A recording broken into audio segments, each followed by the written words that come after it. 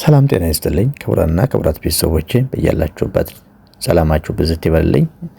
ሙለር ነኝ። በባለፈው ቪዲዮዎቻችን በርከት ያሉ ጉዳዮችን እያነሳን ስንወያይ መቆየታችን ይታወሳል። ያው ስፔሲፊክ በሆኑ ጉዳዮች ነው ስናወራ የነበረው። ለምሳሌ በሆቴል ላይ ደንበኛን እንዴት መቀበልና መንከባከብ እንዳለብን ስናወራ ነበር። ዛሬ ደግሞ የምንመለከተው አጠቃላይ ደንበኛና ለቢዝነሱ ያለው ጥቅም፣ ደንበኛና የቢዝነሱ ያለው ግንኙነት ወይም ደግሞ በየትኛውም የንግድ ዘርፍ ልትሆኑ ትችላላችሁ። ከደንበኛ ጋር ያለው ቁርኝነት ምንድን ነው የሚለውን በቀጥታ ሃይላይት ፖይንቶችን እናያለን ማለት ነው። ሶ ዌልከም ባክ ቱ ዘ ቻናል። አጠቃላይ እንግዲህ ዛሬ የምንነጋገረው ስለ አንድ ቢዝነስ የጀርባ አጥንት ወይም ደግሞ ባክቦን ላይ ነው ማለት ነው። እሱ ምንድነው? ካስተመር ሃንድሊንግ የምንለው ማለት ነው። ካስተመር ሃንድሊንግ ባለፈው በስፔሲፊክ በሆነ በሆቴል ላይ ያሉትን ብቻ ነበረ ያየነው። ዛሬ ግን አጠቃላይ ለሁሉም የቢዝነስ ዘርፍ የሚሆን አጠር ያሉ ማብራሪያዎችን እናያለን በጋራ። ብዙ ጊዜ ባለሀብቶች ትኩረት የሚያደርጉት በካፒታልና በምርት ላይ ብቻ ነው። ነገር ግን እውነት ካፒታልና ምርት ስላለዎት ብቻ ውጤታማ ሊሆኑ ይችላሉ? አይደለም። እንደዛ መሆን አይችልም። ምክንያቱም የደንበኛ አያያዝ ወይም ደግሞ ከስተመር ሃንድሊንግ የሚባለው ዋናው የጀርባ አጥንት ወይም ደግሞ ባክቦን የምንለው እሱ ነው ማለት ነው። So today we will see why treating your customer right is the best investment a business owner can make የሚሉትን እናያለን። የመጀመሪያው ዋናው ነጥብ ምንድን ነው? ከስተመር ሎያሊቲ ነው፣ የደንበኛ ታማኝነት የምንለው ይሄ የመጀመሪያው ዋናው ነጥብ ነው ማለት ነው። ስለዚህ አንድ ባለሀብት ወይም ደንበኛውን አንድ ባለሀብት ወይም ደግሞ እናንተ ግምት ውስጥ ማስገባት ያለባችሁ ነገር ትልቅ ባለሀብት ለሆነ ሰው ብቻ አይደለም። ሱቅ ትንሽዬ ሱቅ ከፍታችሁ ሊሆን ይችላል፣ ወይም ደግሞ ሻይ ቡና እየሰራችሁ ሊሆን ይችላል። ዋናው ግን ታርጌቱ ከስተመርና ቢዝነስ ያለው ግንኙነትን በአጠቃላይ ነው መረዳት ያለባችሁ ከዚህ ቪዲዮ ማለት ነው። ስለዚህ ከስተመር ሎያሊቲ የምንለው ወይም ደግሞ የደንበኛ ታማኝነት የምንለው ማለት ነው አንድን ደንበኛ በአግባቡ ስትይዙ ወይም ደግሞ በአግባቡ ስንይዝ ያለው ጥቅም ማለት ነው። እሱን ነው የምናየው። ለምሳሌ አንድን ደንበኛ በአግባቡ ከያዛችሁት ወይም ደግሞ በአግባቡ የምንንከባከበው ከሆነ he is not one times buyer is coming loyal fan ይሆናል ማለት ነው። በአንድ ጊዜ መጥቶ የሚመለስ ሳይሆን በተደጋጋሚ ደንበኛው ወደ ሱቃችን ወይም ደግሞ ወደ ካፌያችን እንዲመጣ ያደርገዋል። የደንበኛ አያያዛችን ወይም ደግሞ ከስተመር ሎያሊቲ ደንበኛ ታማኝ ስንሆን ማለት ነው። ለደንበኛ ታማኝ ስንሆን ማለት ነው። ስለዚህ ተወዳዳሪዎች ዋጋ ቢቀንሱ እንኳን የእናንተ ተወዳዳሪዎቻችሁ እንኳን ዋጋ ቢቀንሱ ደንበኛው ካገኘው ክብርና እንክብካቤ የተነሳ እናንተን አይተዋችሁ ምንጊዜም ወደ እናንተ መምጣትን ይቀጥላል ማለት ነው። ስለዚህ ያን ደንበኛ አንዳንድ ሰዎች ተወዳዳሪዎቻቸው ብዙ ዕቃ አምጥተው ሱቃቸውን ስለሞሉ እነሱ ደግሞ ከዛ የበለጠ ዕቃ አምጥተው ሱቃቸውን መምላት ይፈልጋሉ። ነገር ግን አይደለም። በትንሽ ኮምፒቲሽን የሚባለው በሀብት ብቻ አይደለም። ግን ሰዎች ተወዳዳሪነት ሲባል በቢዝነስ ብቻ አድርገው የሚያስቡ ሰዎች አሉ። ቢዝነሱ በጣም ብዙ ቢዝነስ ስላለው ብዙ ዕቃ ስለሚያመጣ ሁሉም ነገር እዛ ሰውዬ ቤት ስለሚገኝ ለዛ ነው ደንበኞች ወደ እሱ የሚሄዱት ብለው ኤክስፔክት የምታደርጉ ሰዎች አላችሁ። ነገር ግን እንደዛ አይደለም። የእናንተ የከስተመር ሎያሊቲ ወይም ደግሞ የደንበኛ ታማኝነታችሁ ካለ የተወዳዳሪያችሁ እንኳን ዋጋ በቅናሽ ቢሸጥ እንኳን እናንተ ደንበኞቻችሁ ካላችሁ ክብርና እናንተ ከምትይዟቸው የእንክብካቤ ሁኔታ ወደ እናንተ መምጣትን ይፈልጋሉ። ስለዚህ እናንተ ተመራጭ ትሆናላችሁ ማለት ነው። it is about building a relationship not just a transaction ይሄ ዋና ነጥብ የምንለው የደንበኛ ታማኝነት ወሳኝ ነው ማለት ነው። ሌላኛው የምናየው ነጥብ ፍሪ ማርኬቲንግ ወይም ደግሞ ነፃ ማስታወቂያ ነው። ፍሪ ማርኬቲንግ ወይም ደግሞ ነፃ ማስታወቂያ የምንለው ነው። ይሄ ምን ይባላል? ወርድ ኦፍ ማውዝ ማርኬቲንግ የምንለው ማለት ነው። ወርድ ኦፍ ማውዝ ማርኬቲንግ የምንለው ይሄ ነው ማለት ነው። ምክንያቱም አንድ ማስታወቂያ ለመስራት በሺዎች የሚቆጠሩ ብሮችን ልናወጣ እንችላለን። ለምሳሌ አንድ ሱቅ ከፍተን ወይም ደግሞ አንድ ሻይ ቡና ከፍተን ማስታወቂያ ለማሰራት በሺዎች የሚቆጠር ገንዘብ ልናወጣ እንችላለን። ነገር ግን አንድ የረካ ደንበኛ ቢያንስ ለ10 ሰው ይናገራል። አንድ ደንበኛ መጥቶ በደንብ አርክታችሁ በደንብ አስደስታችሁ ከሰደዳችሁት ለ10 ወይም ደግሞ ለ15 ከዛም በላይ ደንበኞች ሊያወራ ይችላል። ስለዚህ ምን ሆነ ማለት ነው? ወርድ ኦፍ ማውዝ ማርኬቲንግ የምንለው ማለት ነው። ምክንያቱም ሃፒ ከስተመር ኢዝ ኤ ወርኪንግ አድቨርታይዝመንት ስለሆነ ማለት ነው። አንድ የረካ ደንበኛ ለ10 ወይም ከዛ በላይ ማስታወቂያ መስራት ይችላል ስለሚናገር ማለት ነው። ያለምንም ተጨማሪ ወጪ የእናንተ ስም በየቦታው ይነሳል ማለት ነው። ያለምንም ማስታወቂያ የእናንተ ስም በየቦታው እንዲነሳ ያደርጋል። ሌሎች ደንበኞች እናንተ ጋር ለመምጣት እንዲጓጉ ያደርጋቸዋል ማለት ነው። ይህም ደግሞ this is organic growth for the investor ወይም ደግሞ በቃ ትንሽዬም ትሆን የምትሰሯት ስራ የትኛውም ለምን ሊስትሮ አይሆንም?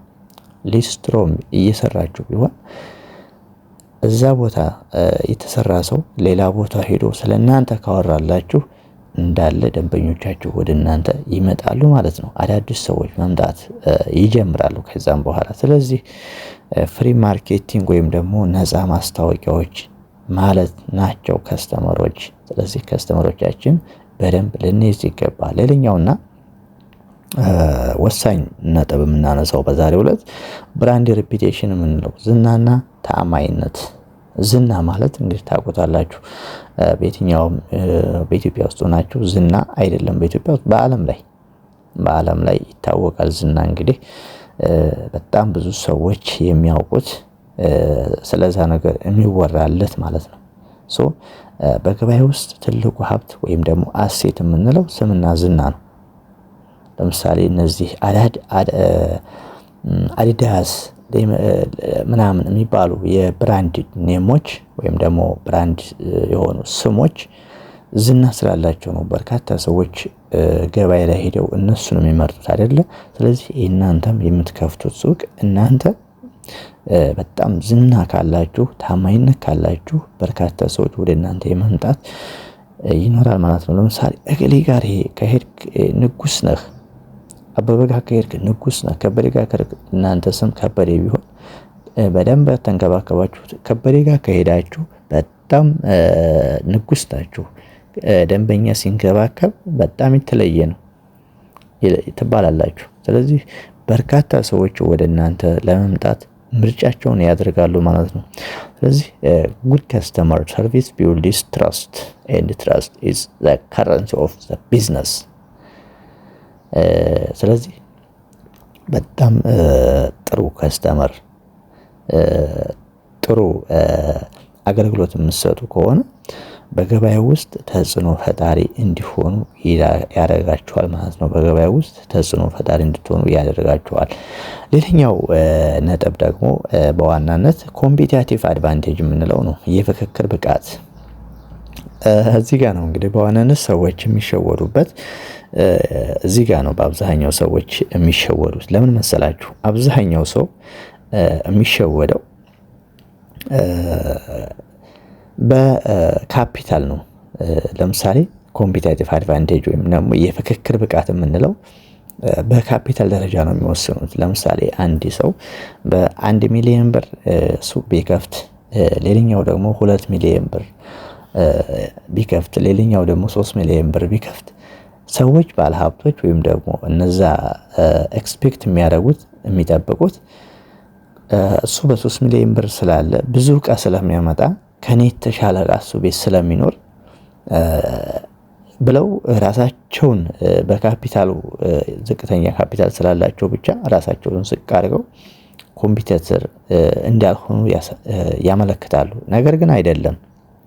ኮምፒቲቲቭ በቢዝነስ ብቻ አይደለም የደንበኛ አያያዝህ ከዛኛው ሰውዬ ኮምፒቴት ሊያደርገው ይችላል። ኮምፒቴት ልታደርጉ ትችላላችሁ። ስለዚህ ዋናው ነገር ደንበኞችን የአያያዝ ብቃት ጥበብ ነው ኮምፒቴት ሊያደርገው የሚችለው እንጂ በቢዝነስ ብቻ ኮምፒቴቲቭ ልትሆኑ አትችሉም። ለምሳሌ እኮ አንድ ሰው እናንተ ጋር መጥቶ ጎረቤታችሁ ያለን እቃ እናንተ ጋር መጥቶ እናንተ ጋር እቃው ባይኖር ከጎረቤታችሁ እንድታመጡለት ይጠይቃችኋል። ገባችሁ? ከጎረቤታችሁ ሄዳችሁ እንድታመጡለት እሱ ሄዶ እዛ ቤት መግዛት ስላልፈለገ ከእናንተ ጋር እንድታመጡለት እናንተን ይጋብዛችኋል። ሂዳችሁ አምጡ ብሎ። ስለዚህ ያ ምንድነው? አንደኛ ቢዝነሳችሁ በቀጣይ ያን እቃ ወደ ሱቃችሁ ማስገባት እንዳለባችሁ ከስተመሩ እየነገራችሁ ነው። ደንበኞች በቀጣይ ያን እቃ እንደሚፈልጉትና እናንተ ያን እቃ በቀጣይ ወደ ሱቃችሁ ማስገባት እንዳለባችሁ እነሱ ኢንዲኬት እያደረጓችሁ ነው። ገብቷችኋል? ስለዚህ በቀጣይ ያን እቃ እናንተ ይዛችሁ ትገኛላችሁ ማለት ነው። አንድ እሱ ነው ኮምፒቲቲቭ የሚያደርጋችሁ። ስለዚህ ዋናውና ትልቁ ነገር እዚህ ጋር የደንበኛ አያያዛችሁ ነው ማለት ነው። ምክንያቱም ዛሬ ላይ ምርቶችና አገልግሎቶች በየቦታው አሉ፣ ሞልተዋል። ነገር ግን የደንበኛ አያያዝ ጥበብ ግን በጣም ውስን ቦታዎች ላይ ነው የምታገኙት። ዋትስ ሜክስ ዩ ዲፈረንት የምንለው ነገር ልዩነቱ ምንድን ነው? ከደንበኛ አያያዝ ጋር ነው ማለት ነው። ስለዚህ ዋናው ነገር የምርቱ ሳይሆን የእናንተ አቀባበላችሁ ነው ልዩ የሚያደርጋችሁ ማለት ነው። because peoples might forget the price but they never forget how you made them feel። ስለዚህ የእናንተ የምታቀርቡት ምርት ሳይሆን ወይም ዋጋ ሳይሆን ደንበኞች እሱን ምንም አይደለም ይረሱታል። ትኩረት የሚያደርጉት የደንበኞች አቀባበላቸው ላይ ብቻ ነው። ስለዚህ ይህን የምታደርጉ ከሆነ አቀባበላችሁ በደንብ ደንበኞችን በአግባቡ የምትንከባከቡ ከሆነ እንደነገርኳችሁ አንደኛ እቃዎችን እንዲከት ሊያደርጓችሁ ይችላሉ። እናንተ ጋር የሌሉ እቃዎችን ከሌላ ቦታ እንድትጠይቁላቸው እንድታመጡላቸው ያደርጓችኋል። ያን ባረጓችሁ ሰዓት እናንተ ደግሞ ለቀጣይ ያን እቃ ይዛችሁ እንድትገኙ አመልካች ሆኗችኋል ወይም ደግሞ ይጠቁሟችኋል ማለት ነው። ሲቀጥል ደግሞ ከተፎካካሪ እንድትሆኑ ያደርጋችኋል ማለት ነው። ተፎካካሪ እንድትሆኑ ከሌሎቹ ቀድማችሁ እንድትገኙና ተፎካካሪ እንድትሆኑ ያደርጋችኋል። ስለዚህ አቀባበል ወሳኝነት አለው ማለት ነው ኮምፒቲቲቭ ለማድረግ። ስለዚህ እነዚህን ነገሮች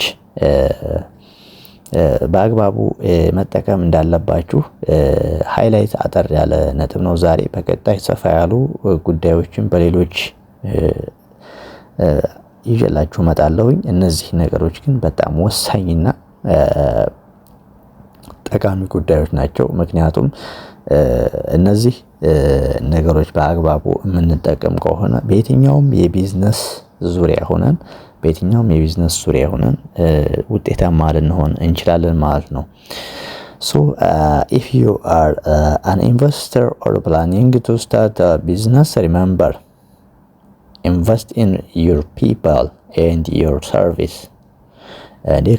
ደንበኛን ማክበር ለኪስም ለትርፍም ጥቅም ነው ማለት ነው። ስለዚህ ደንበኛን ስናከብር ትርፍ እናገኛለን፣ እንደገና ደግሞ ዝና እናገኛለን ማለት ነው። ለስምም ለዝና ይጠቅመናል ማለት ነው። ስለዚህ እንደ አጠቃላይ የምነግራችሁ ነገር አንድ ደንበኛ ማለት በየትኛውም የስራ ዘርፍ ተሰማርታችሁ ደንበኛ ማለት የባንክ ቤት ብራችሁ ነው።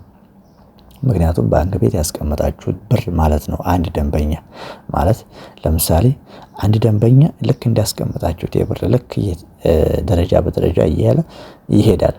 ምክንያቱም አጠቃላይ ደንበኛችሁ ባንክ ቤት ያስቀመጣችሁት ብር ነው። ደንበኛችሁ ከመጣ የእናንተ ኪስ ይሞላል፣ ባንክ ቤታችሁም አካውንታችሁ ይሞላል። ደንበኛ ከሌለ ግን አካውንታችሁ ባዶ ነው የሚሆነው።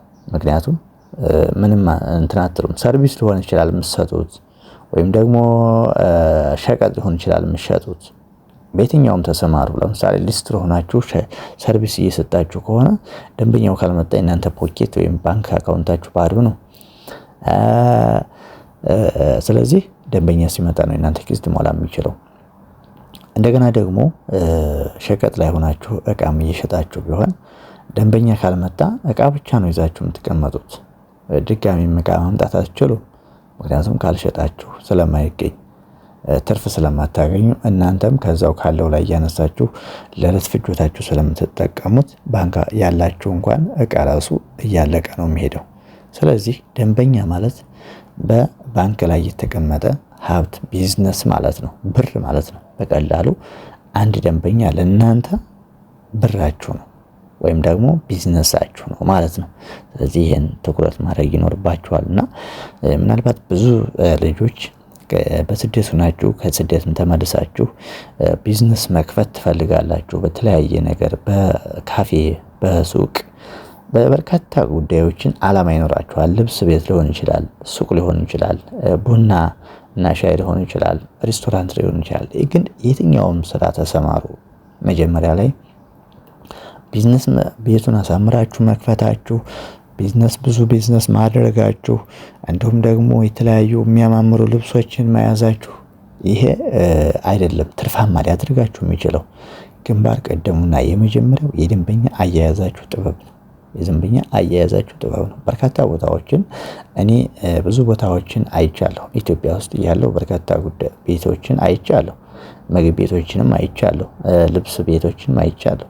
በጣም ገና ለመግባት እንኳን የሚያስፈሩ ወደ እስር ቤት የምትገባ አይነት የሚመስልህ ልብስ ቤቶችም አሉ፣ ምግብ ቤቶችም አሉ። በጣም የሚያስፈራ እዛ ቤት በድጋሚ ለመሄድ አማራጭ ካላጣ በስተቀር የማትሄድባቸው ቤቶች አሉ። ለምንድን ነው? የደንበኛ አያያዛቸው ጉዳይ ማለት ነው። ግን ደንበኛ በደንብ አድርጋችሁ ከያዛችሁት ደንበኛችሁ የራሳችሁ ኪስ እንደሆነ እዚህ ጋር ልትገነዘቡት ይገባል ማለት ነው። ወይም ደግሞ ልንገነዘቡ ይገባል እኔንም ጭምር ማለት ነው። እንግዲህ በአጠቃላይ እነዚህን ጉዳዮች አንስተናል። በቀጣይ ደግሞ በጣም ይጠቅማል የምለውን ሀሳብ አቀርብላችኋለሁ። ይህ ቪዲዮ ከጠቀማችሁ ላይክ እና ሼር ማድረጋችሁን እንዳትረሱ። በቀጣይ ደግሞ በምን ርዕሰ ቪዲዮ እንዲሰራላችሁ ከፈለጋችሁ የምትፈልጉትን ኮሜንት ላይ አሳውቁኝ። ሲዩ ኢን ዘ ኔክስት ቪዲዮ። በቀጣይ ቪዲዮ እስከምንገናኝ መልካም ጊዜ ይሆንላችሁ። አመሰግናለሁ።